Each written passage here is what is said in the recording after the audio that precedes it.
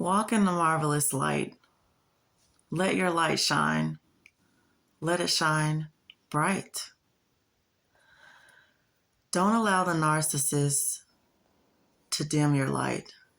They're definitely going to attempt to dim your light, but they cannot put your light out. You know why? Because Jesus is the light, and nothing can separate you from the love of God. Nothing can pluck you from the hand of God, not even a narcissist. If you ask me what a narcissist is, I can only answer you with one word, and that word would be Satan. Satan is the original narcissist. Satan comes to kill, steal, and destroy. And basically what narcissists do is they come to deceive, wage war, and to give you wickedness.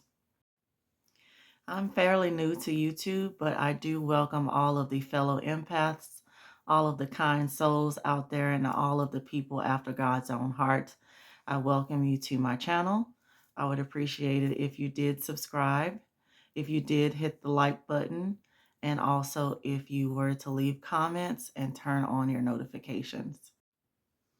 I know that I'm not the only one out there who has experienced narcissistic abuse. Feel free to share your stories with me in the comments and let me know how the Lord brought you out. I experienced 3 major themes in my marriage, and I said that they were deception, war, and wickedness. In this particular video, I'm going to concentrate on the war theme. And basically what that is any type of anger, rage, punishment, evil speak, all types of manner of evil like that the narcissist will enact upon you. In this particular video, I want to concentrate on war. I'm going to read to you Numbers 10 and 9. When you go to war in the land against the adversary who attacks you, then you shall sound an alarm with the trumpets, that you may be remembered before the Lord your God and be saved from your enemies. And that is exactly what happened to me. I was attacked. I was in a war, but God came and he saved me. Let me tell you the story. Before the attack, my ex-husband did what he always did. He was always in the mirror doing what we call prepping in the South. And prepping is basically very excessive grooming, staring in the mirror.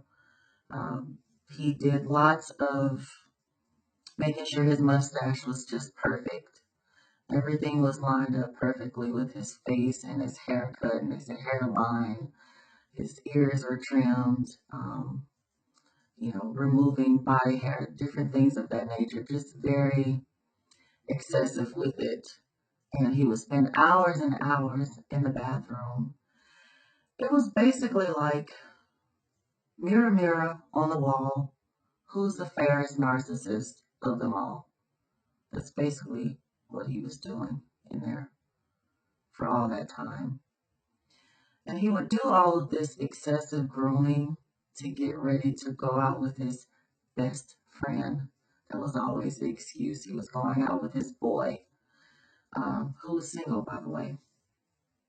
But I came to learn later on that they both were going out to go on dates, meet other women, things like that.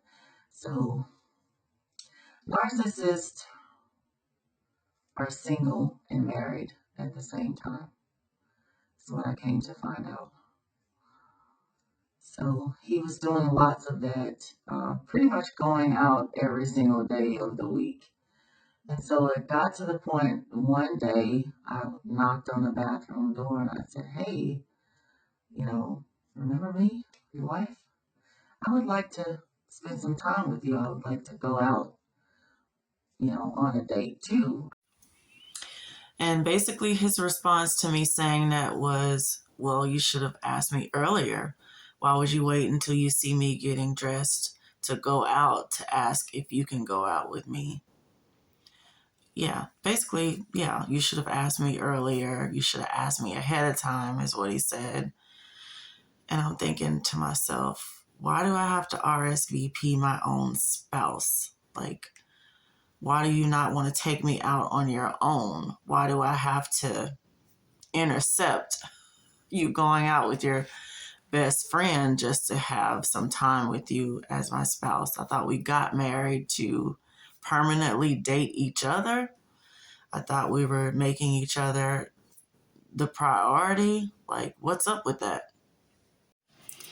So that conversation was pretty much going nowhere pretty fast. So I decided to just walk back into the kitchen and wash the dishes. And so he followed me in there, and then I noticed that his face kind of changed, like his eyes changed. And I don't know if you guys remember the Color Purple scene where Celie was combing one child's hair and the child was kind of screaming and everything. And Mista says to Celie, hey, why don't you keep that kid quiet? And something along that line. And then Celie kind of, claps back or, gets smart with him and gets testy or what have you. And she says, I can't, it hurts her. And then Mista's eyes changed. Okay, so that's pretty much what happened with the narcissist. When he came into the kitchen to look at me, his eyes were changed. It's kind of like, how dare you kind of try to speak up for yourself and you don't get a chance to, stand up to me. Who do you think you are, kind of thing. Like, I'm running things around here. That's pretty much the look he had on his face. So basically, he came in there to start an argument. He got very kind of confrontational and lots of raising his voice and everything, asserting his authority, kind of, But of course, I didn't want to engage, but I did speak up for myself. And I said, hey, I feel like you should be doing X, Y, and Z as a husband, and I'm not getting these things from you as a wife. And I think that further angered him to the point where he started to become physical. So basically, I was kind of cornered or hemmed up against the sink. I really couldn't move. It was a tight kitchen. We were in a small apartment during the first couple of years of our marriage. So it was pretty tight in there. And so I was pretty much cornered. I couldn't really get away. And so basically, he went to using his arms.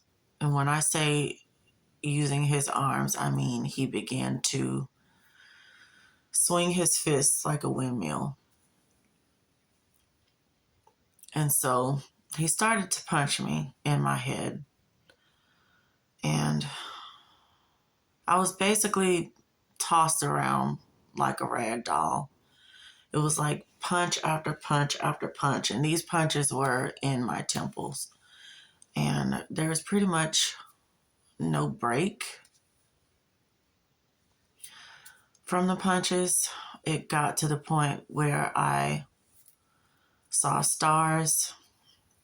I started hearing like water almost in my ears, like a ringing effect in my ears, and everything just kind of felt like slow motion. And I started to feel like my hearing was going away, like sounds started being muffled. And I just remember thinking,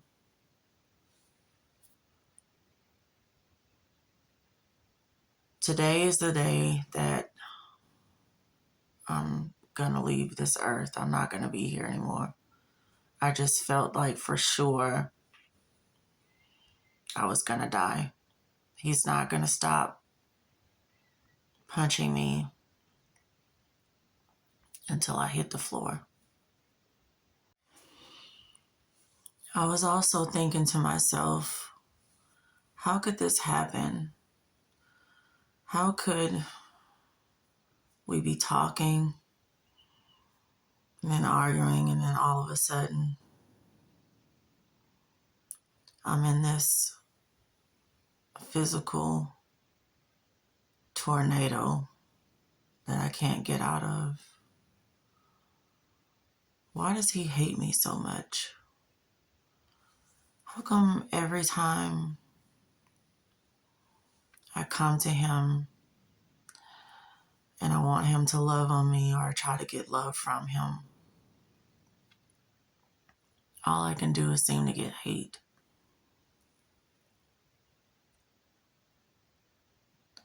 It's very sad to think about, and it's very hard to process. These punches were very intense, but for some reason I couldn't bring myself to scream or yell out or even say anything. I just kind of took it. I didn't have words, I guess. I was just kind of shocked that it was even happening. But the dog jumped up in between the two of us, and as she jumped up, she kind of nipped towards his wrist. And this was a very strong dog, very muscular dog. And she definitely would have bit him if he would have kept going. And so for me, the angels were watching over me. And I do believe that God used the dog. God used the dog to save my life, because if he can make a donkey talk, he can definitely use a dog. So I feel very blessed to be alive, very blessed to be here. I'm going to read to you the most common injury that results from being hit in your temples. It's called epidural hematoma. And basically what it is if your skull gets fractured in that area, it can basically cause that broken bone to tear one of your middle arteries. And so basically it would cause that blood to kind of build up, and it'd be excess pressure in your brain, leading to oxygen deprivation. So the bright side of the morning is God brought me out. I was not hospitalized, and I didn't suffer any type of brain damage as far as I know it. And the only thing that I can say is that I do suffer from short-term memory loss. And that's probably from, the entirety of the 14 years with different blows to the head and different concussions and all of that. To this day, I do have issues with my short-term memory. I'm not able to remember very simple things, such as whether or not I took my vitamins for the morning, what time I clocked out for lunch at work. Those things really escape my mind fairly easily. So I want to share with you now the lessons that I've learned, and also let you know the scriptures that I was able to glean from and learn from and take out of this situation. So the first thing I can think of is when I tried to talk to the narcissist about how I was feeling and, how I thought that things should go and all of that. There was nothing wrong with that, actually. That is what we are charged to do as Christians, and I'll read it to you. So Matthew 18:15 through 17. If your brother sins against you, go and tell him his fault between you and him alone. So it was perfectly fine for me to confront the narcissist. I wasn't disrespectful in any way. I didn't talk down to him or anything like that. I just basically said, hey, hey, this is how I'm feeling, and this is why. And there's nothing wrong with that. So don't ever let a narcissist or anyone tell you that you can't confront them. As long as you're being kind and respectful, you can tell your brother that you've been offended. There's no problem for that. The next lesson that I learned, there's no reasoning with a fool. Proverbs 18:2. A fool takes no pleasure in understanding, but only in expressing his opinion. Proverbs 29:9. The fool only rages in an argument. Ecclesiastes 7:9. Anger lives in the bosom of a fool. The third lesson that I learned was accept the things that you cannot change. Some things aren't going to change, can't be changed. They just are what they are. And that's what most people say about narcissists, that it's basically impossible for them to change. Your ex-narcissist or your current narcissist, your family member, they may already be turned over to a reprobate mind. Romans 1:27-29. They may be filled with all unrighteousness, fornication, wickedness, covetousness, maliciousness, full of envy, murder, debate, deceit, malignity, and whisperers. Thank you so much for allowing me to share my story with you. Don't be afraid to tell me your stories in the comments below. Let me know what you thought about the video. And stay tuned for the next video. I'll see you then.